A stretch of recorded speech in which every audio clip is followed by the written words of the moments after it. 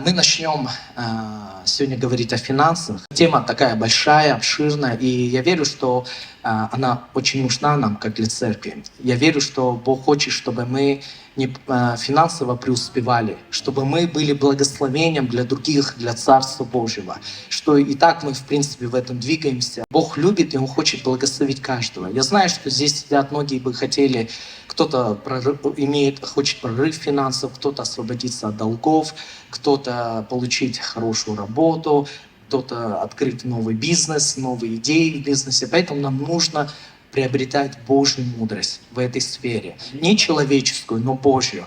Будем смотреть очень много на местописания, потому что нам нужно библейская мудрость, библейские вещи, библейское слово, которое будет по-настоящему благословением для нас. Есть определенные пункты и вещи. Я размышлял, молился в течение 2 недель, которые могут стоять большим препятствием или блокировать тому, чтобы Божье благословение приходили в нашу жизнь, или финансы, чтобы приходили в нашу жизнь. Я буду это делиться на основании Слова Божьего и на основании того, что я сам через это проходил, сам я применил это слово, сам увидел победу в своей сфере. Из первых вещей, чтобы я хотел поговорить о проклятии в сфере финансов. Да. Что есть определенные проклятия, которые в нашей жизни, которые могут обкрадывать или препятствовать тому, чтобы Божье благословение приходили. Давайте посмотрим вторую книгу Царств, 21 глава, с 1 по 3 стиха. Но там, по идее, больше идет, но я сократил. Во время правления Давида 3 года подряд был голод. И Давид спросил об этом Господа. Господь сказал: это из-за Саула его кровавого дома? Это из-за того, что он предал смерти гаванитян? Царь призвал гаванитян и говорил с ними. Гаванитяне не принадлежали к Израилю, они были остатком амореев. Израильтяне поклялись пощадить их, но Саул, ревнуя об Израиле и Иудее, пытался уничтожить их. Давид спросил гаванитян: что мне сделать для вас, чем возместить вам, чтобы вы благословили наследие Господа? Мы дальше не будем читать, вы потом можете прочитать, чем там история заканчивается. Но эта история начинается с того, что уже какое-то время Давид был царем и правил как царь, но в их стране произошел голод, и он длился 3 года. И хороший такой момент, что Давид просто он спросил: что стоит сегодня препятствием? Что стало причиной этого голода? Хороший вопрос задал. Знаете, иногда нам часто надо, когда в нашей жизни какие-то приходят проблемы, какие-то трудности или какие-то испытания, задаваться вопрос: Господь, что это может быть? Что мне нужно сделать для того, чтобы выйти из этих вещей? И это удивительно, да? Вроде бы Давид этого ничего не делал. Это делал предыдущий царь Саул. А история начинается с гаванитян. Это еще несколько веков назад, когда Иисус Навин с еврейским, как правильно назовем, народом, наверное, да, они завоевывали земли, которые Бог им обещал отдать. И гаванитяне тогда жили, зная, что сам Господь ведет этот народ, Иисус Навин, что перед ними никто не может устоять, они сделали хитрость. Они решили с ними заключить союз, но они понимали, что с ними невозможно заключить союз, так как они живут на их будущей территории, назовем так. Но они схитрили, они просто оделись в рубище или старую одежду, взяли черствый хлеб и пошли к ним и сказать, что мы вот хотим с вами мир, мы не хотим с вами воевать, мы хотим под ваше покровительство, заключим союз. И причем их спросили: а вы где живете? Они сказали: мы там где-то далеко живем, то есть мы, в принципе, для вас не интересны. И вот так с хитростью они заключили союз. Причем там тоже будет удивительно тем, что в тот момент народ почему-то не вопросил у Бога, стоит ли с ними заключить союз. И они вот так заключили. И из-за того, что они заключили, там Бог изрек того, что они будут постоянно в них в рабстве. Помните, да? Вот. Но Саул, когда стал царем, он нарушил этот завет, который когда-то предки заключили этот союз, о том, что они не будут убивать, уничтожать. И Саул начал уничтожать этот народ. И когда уже Саула не стало, стал Давид царем. Почему? Давид же этого не делал. А это показывает о том, что Бог, Он не отменяет свое слово. И тот завет, который когда-то заключили, и они нарушили, и пришли определенные последствия в их жизни. И поэтому Давид, тоже удивительно, что обычно, когда что-то происходит, Давид там начинает поститься, плакать. Здесь он понимает, что здесь даже не просто в каких-то вещах надо раскаяться, а просто привести все в порядок. И он позвал гаванитян и спросил, что я могу сделать, чтобы с вами обратно обновить, или, скажем так, прекратить, чтобы вы сняли это проклятие над нами. И знаете, это говорит о том, что в нашей жизни проклятие, оно может быть как печать и действие не только нашей жизни грехов, но и наших предков. И знаете, я бы хотел еще поделиться вот своим примером того, что когда я покаялся, когда я пришел к Богу, Бог меня нашел вообще абсолютно с полным букетом грехов, с полным букетом проклятий. Причем я это видел и понимал, будучи еще неверующим, что в моей жизни, в моей семье, в моих близких и родных есть определенное проклятие. И разбирая определенные вещи, я увидел со стороны мамы, у нее фамилия Ли, вот, со стороны мамы так удивительно, но нету ни одной женщины, чтобы были счастливы в браке. То есть, включая моей мамы, ее сестер троих, плюс их дети, соответственно, это мамины племянницы. И у них ни у кого не было счастливого брака. Либо они разведены, да, либо муж умирал. Вот в случае с моей мамой, у меня отец, он умер. Умер, когда мне еще было 1,5 года. Трагичная, причем потеря такая была. И это удивительно. И причем мама всегда об этом размышляла и видела. Говорит, тут есть какое-то непонятное, необъяснимое проклятие. Будучи еще неверующей, моя мама уже говорила, видела. Ну, потому что это, знаете, это уже очевидно, когда не один раз, не через раз, а все поколение, можно сказать, Ли, женщин просто нету. Я начал рассмотреть также со стороны своего отца, и я увидел, что также присутствует дух смерти. У меня фамилия Ким, и вот у моего отца, и он, включая его братьев, там большинство, они также умерли в раннем возрасте, и умерли тоже трагично. Я понимал, что это есть определенное проклятие в моей жизни и дух смерти.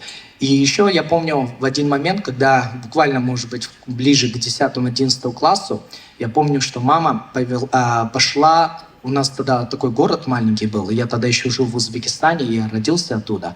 И туда было модно ходить, многие ходили к какой-то хорошей, знаменитой там гадалке. Она реально говорила, все говорили между собой, что она говорит какие-то вот вещи, и прямо это сбывается. И я не знаю почему, моя мама решила пойти. И пошла к ней, я не помню, на чем гадала, на кофе или на шаре, неважно. И она пришла, и она сказала такие вещи. Знаешь, я не помню, что она там говорила про старшего брата, про среднего, я самый младший. То, что меня касалось, я, конечно, это и запомнил, и это, я помню, осело в моем разуме. Что он сказала, я говорю, а что она про меня сказала? Я был неверующий, я как-то хотел что-то будущее увидеть. Она сказала, старший брат будет преуспевать финансово, а ты, младший твой, говорит, будет жить бедно, но счастливо. Наверное, что-то шаблонное, да, она сказала? Знаете, это смешно, кажется, на первый взгляд. Но это то, что стало печатью над моей жизнью. И это то, что потом влияло на мое поведение, на мою жизнь, на мои мысли и на мое отношение. И я постоянно, эти мысли у меня были, что моя жизнь обречена. Я буду счастливым, но буду бедным. И я даже уже как-то мог смириться, подстроиться, что ли, начать какое-то благо. Знаете, это кажется, что смешно, потому что каждый раз, когда ты хочешь какие-то вещи, устроиться на работу, какие-то видеть в финансовой сфере, какие-то шаги делать, у тебя всегда выстреливает эти. Счастливый, но бедный. Да, счастливый, но что у тебя не получится ничего финансового, и тебе не стоит. Смирись уже, будь бедным. И знаете, эта ложь засела в моем разуме. И я благодарен, что когда я пережил встречу со Христом, и Бог определенные вещи открыл. Знаете, я не скажу, что я принял Христа, и сразу у меня эти мысли отпали. Эти мысли меня преследовали. И вроде я не понимал. Иисус же спас, Иисус же меня искупил. А мысли были обратно, говорили обратно. Я даже уже перефразировал вот эту религиозную ложь, что христианин должен быть бедным, что деньги — это зло. Надо быть скромным, надо быть бедным. Вот как Иоанн Креститель. Ходить в пустыне, кушать саранчу. Но при этом я понимал, что это неправильно. И я благодарен, очень хорошая книжка есть, я вам советую, но это лично для меня, будет она нет, Дерека Принца «Благословение или проклятие». То есть очень хорошая книжка. Я, когда ее начал читать, определенные вещи я начал смотреть, разбирать. Я увидел эти вещи, я увидел, Бог показал, почему у меня, знаете, из-за этой печати, того, что мне нагадали, можно сказать, оно влияло на мои мысли. Я постоянно думал о том, что я финансово не преуспею, что я получу крах, что я буду бедным. Также оно влияло на мои слова. Сначала я об этом думал, потом я начал об этом говорить.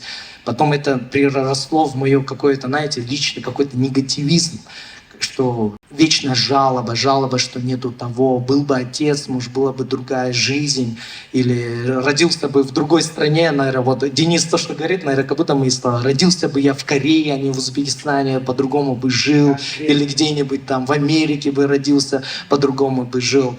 И вот такое у меня наследие. Посмотри, со стороны мамы ничего хорошего, со стороны отца. У меня потом еще даже был страх. Наверное, меня ждет такая же участь, когда мой ребенок родится, буквально через 1,5 года, я, наверное, умру. Знаете, это куча всего, каких-то вещей, проклятия, греха, оно просто давило на мою жизнь. Я был такой очень депрессивный и вообще не видящий. Да, сейчас я счастливый, но потому что Бог меня делает счастливым.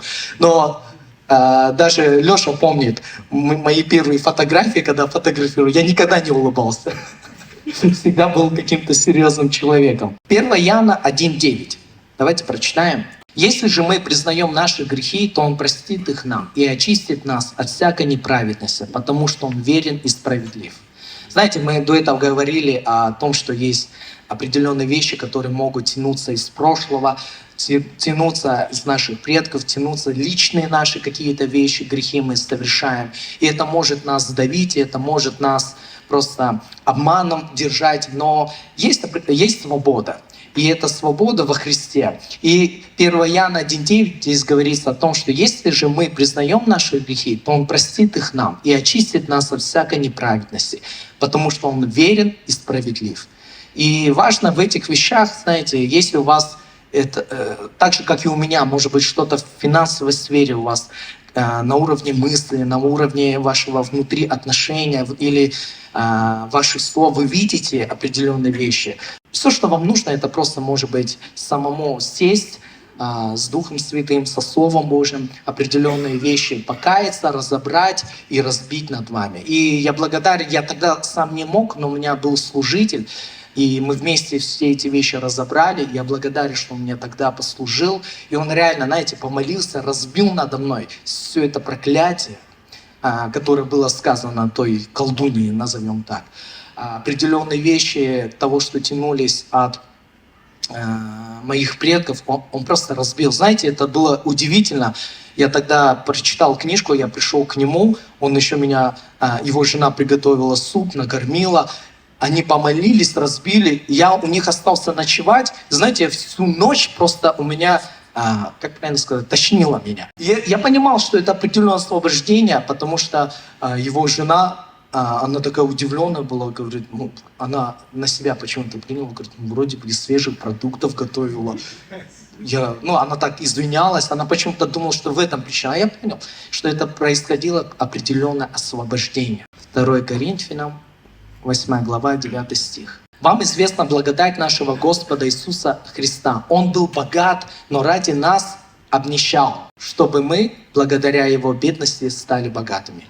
Знаете, я понимаю, что все мои грехи, все мои проклятия сегодня, они на Голгофском кресте.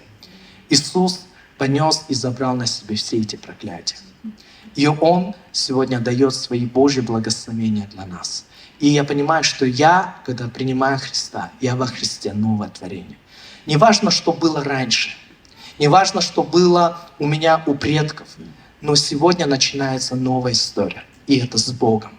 И у меня есть наследник, наследие Божье, и это сам Иисус Христос. Во Христе мы стали наследниками, мы стали Его детьми. Давайте прочитаем Ефесянам 1 глава, 11 стих. Тут написано: «В Нем мы стали наследниками, как это было предопределено замыслом Бога, совершающего все в мире согласно своей воле и своим целям». Я до этого не знал, как мне выйти из этого круга, из этого давления. Но когда я исповедовал, но когда я разобрал и позволил помолиться, разбили надо мною, и я позволил Слову Божию и принял, что я сегодня теперь имею Божье наследие. Сегодня я имею новое наследие. Сегодня я имею наследие великого Бога, а наш Бог — он богатый Бог. Не важно, что у нас было раньше, не важно, что делали мы, важно, что теперь сделаем мы. Придем ли мы ко Христу, приведем ли свою жизнь в порядок, примем ли того, что Иисус, Он обнищал и умер за наши грехи. Поэтому если у вас есть определенные вещи, вы видите в своей жизни, поэтому предлагаю просто сесть, взять Слово Божие, разобрать, прочитать. Или если вам не достает, есть у нас служителя домашней группы, которые могут за вас помолиться и разбить. В моем случае я не смог сам. Я благодарен за церковь, за служителей, которые поработали со мной, могли помолиться, и получил сверхъестественное освобождение. Вторая часть, хотел бы, о чем я поговорить, это о десятинах. Я могу ошибаться, но на постсоветском пространстве почему-то насчет десятин очень сложно верующим, многим людям вообще в целом воспринимать. Потому что мы также, когда узнали, что наш старший брат покаялся, уверовал, стал христианином, и мы поняли в какую-то нетрадиционную, для нас оказалось традиционно, для нас православное оказалось. А это что-то новое. И мы подумали, все, попал в секту, сейчас все свои деньги заберут, потеряет, квартиру отдаст, которой нету. Почему-то вот такие были страхи, видимо, через зомби-ящик, через людей. Я не знаю, что это было у мамы, вот такой страх. Потому что когда мама узнала, это как будто горе случилось. Мама плачет, рыдает, у нас трагедия. Все, наш старший сын попал в секту. Надо его оттуда выкачивать, вытаскивать. Поэтому, когда он приехал со столицы к нам домой, это была первая встреча, разговор с мамой, серьезный, где, конечно, не все так легко было. Он спорил с ней. Поэтому. И я помню, когда я уезжал уже в Бишкек к нему, думал, вместе будем жить, мама сказала, все, со старшим сыном невозможно было что-то делать, главное, ты не ходи в эту церковь. Я помню эти слова, она предупредила. Хорошо, что я тогда не послушался маму. Потом, знаете, как думал? Я еще думал, я же лучше, я же умнее, мам, ты что? Не то, что это старший сын, это с головой я на эти уловки не попаду. Слава Богу, что я тогда так ошибался. Слава Богу, что я когда приехал сюда, Бог коснулся, обратил мое сердце к себе, и я получил спасение, потому что не спасся я, не знаю, может быть, не спаслась бы мама. Сегодня вся наша семья, она спасена, я радуюсь за эти вещи. Возвращаясь к теме десятин и размышляя, я бы хотел прочитать Бытие, 14 глава, 17 по 20 стих. Десятина это еще, оно начинается далеко до Моисея, до того, как это было одной из заповедей, скажем, для народа, чтобы они приносили десятину. Это начинается еще со времен Авраама. Когда Авраам возвращался после победы над Кедорлоомером и союзными с ними царями, царь Содома вышел встречать его в долину Шави, то есть царскую долину. Мельхиседек, царь Салима, вынес хлеб и вино. Будучи священником Бога Всевышнего, он благословил Авраама, сказав: «Благословен будь Авраам от Бога Всевышнего, Творца неба и земли, и благословен будь Бог Всевышний, отдавший твоих врагов в твои руки».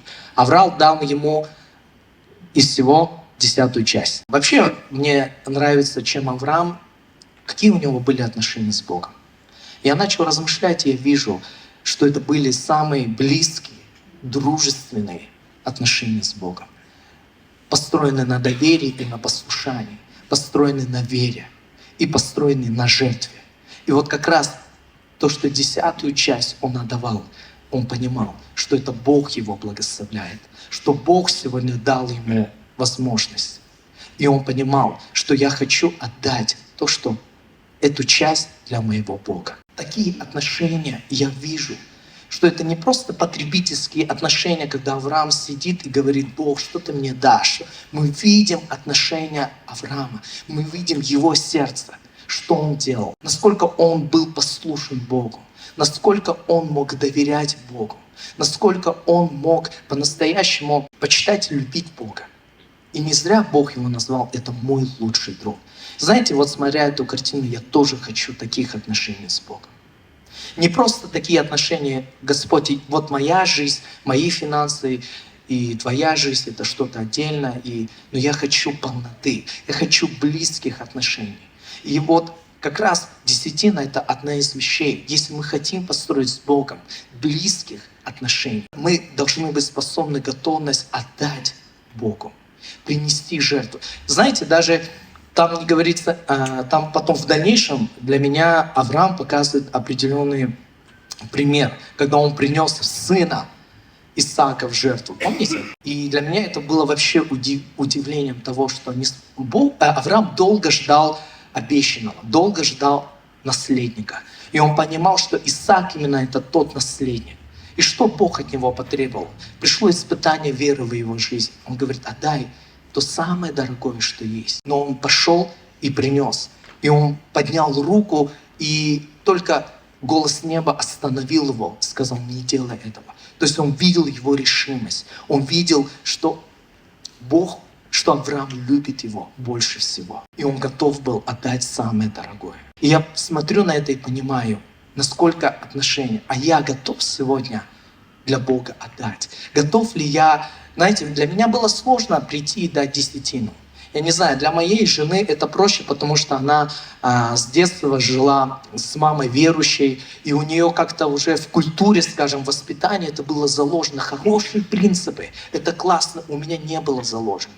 И мне казалось, что меня сейчас обдурят, меня хотят сейчас развести. Но я начал как-то позволил, не знаю, наверное, на том уровне Дух Святой начал мне говорить: ну посмотри, ты же приходишь в церковь, ты же получаешь от нее определенное благословение, присутствие. Ты посмотри, там выходил служитель и говорил: мы помогаем голодным, мы помогаем тем центрам. И я понимал, что отдай. Знаете, тогда это были ничтожные 400 сом. Ну, потому что доллар был тогда 38, наверное. $10. И почему-то мне казалось, вот если я сейчас отдам, вот точно я умру с голода. У меня каких только были не было мыслей. Но не знаю, знаете, я отдавал со слезами. Это было последнее. Я тогда немного зарабатывал. Вообще я приехал в Кыргызстан тогда с одной сумкой. И у меня порой не было на обед. И у меня были долги по оплате за квартиру. И тут мне надо отдать 10-ю часть, но я со слезами отдал, но я отдал искренне с верой. Знаете, я видел, как Бог, Он просто невероятным образом приходил своим Божьим благословением ответ. И это даже, знаете, я понимаю, что Богу не деньги наши нужны, а наше сердце. Хочу просто поделиться хорошей историей. Это тронуло мое сердце. Наша дочь, она уже получает исцеление, она практически на физическом уровне уже исцелилась, просто она уже еще недельку осталось ей диету поддержать. И вот уже она должна была держать месяц диету. Это не есть сладкое, молочное, мучное, то есть все, что красное. И она сидела на определенной диете. И я купил 2 мороженых, ну, сидит же она на диете, не я же жену сижу. Но я как-то постарался, думал, что она не увидит. Она выбегает, увидела 2 мороженых, говорит: окей, ладно, 1 мороженое вам, 1 мое. Когда я выздоровлю, я ее съем. И положила в морозильник. Я думал, она забудет. Она потом каждые 5 минут прибегала, открывала морозильник, смотрела: так, есть мороженого, нету? Папа, смотри, 1 мороженое тебе, 1 мое. И я понимал, что я не могу просто взять, съесть. Она же прибежит, откроет, и это ее расстроит. Ее разобьет. И прошло уже недели 2, наверное. Но я понимаю, мороженое же тоже имеет срок годности. И мне хочется это мороженое. И я подхожу и говорю: София, давай я съем твое мороженое, Все, ее как будто переклинило вот это слово. Дальше она ничего не слышит. Я говорю, ну когда ты выздоровеешь, я тебе обязательно куплю. Много мороженого, 2 куплю. Она вот так встала, морозильник, и я вижу уже глаза залил. Ну вот она сейчас взорвется. Я говорю, я тебе отдам. Я же, когда обещаю, я тебе всегда выполняю. Она не слышит, она слышит, что я съем ее мороженое. Я понимаю, что я сейчас буду давить. Я говорю, ладно, София, ладно, я пошел. Я тогда тебе не куплю. Ну, логично. Ну, и в плане, нет, я к тому, что я ей обещаю, я съем, а потом тебе куплю. А так получается, ну ладно, пусть оно сохранится, потом съешь, но я тогда тебе не покупаю. Вот и все. И я ушел за водой, прихожу, она сидит, смотрит мультики, но она почему-то какая-то грустная и опечаленная.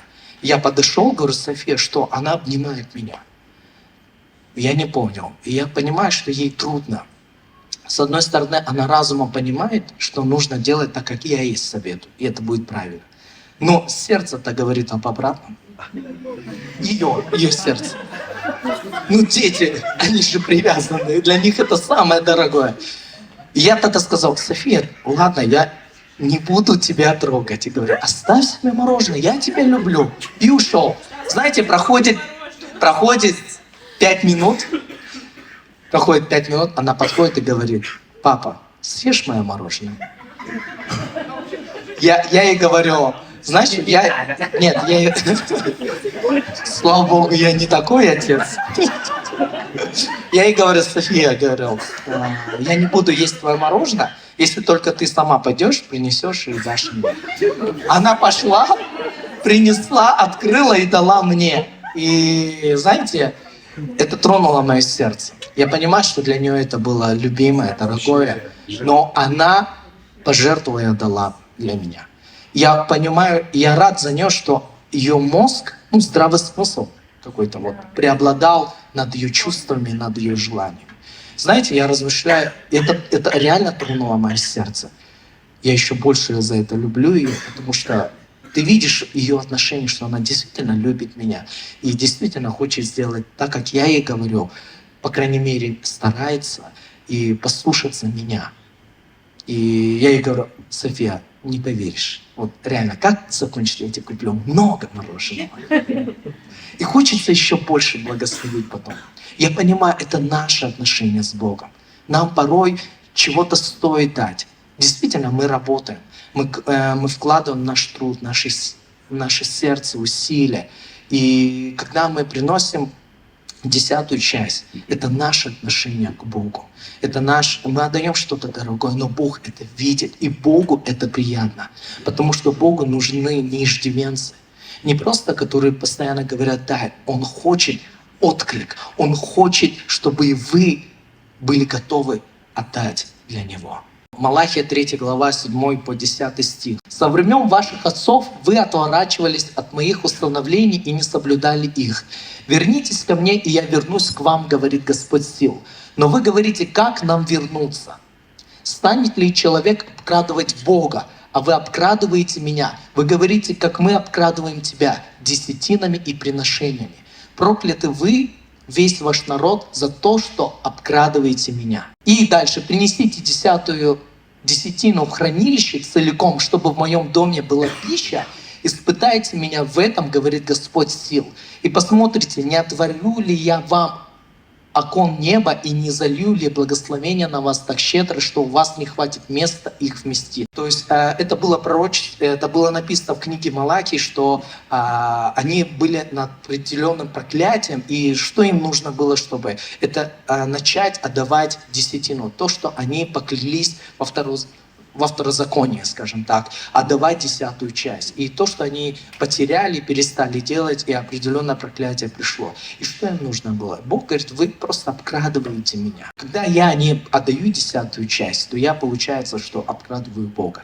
И важно там ключевые слова, что принесите в дом хранилища. У меня почему-то тоже было, ну ладно, если я вот у меня есть десятина, ладно, я все-таки готов тебе, Бог, отдать.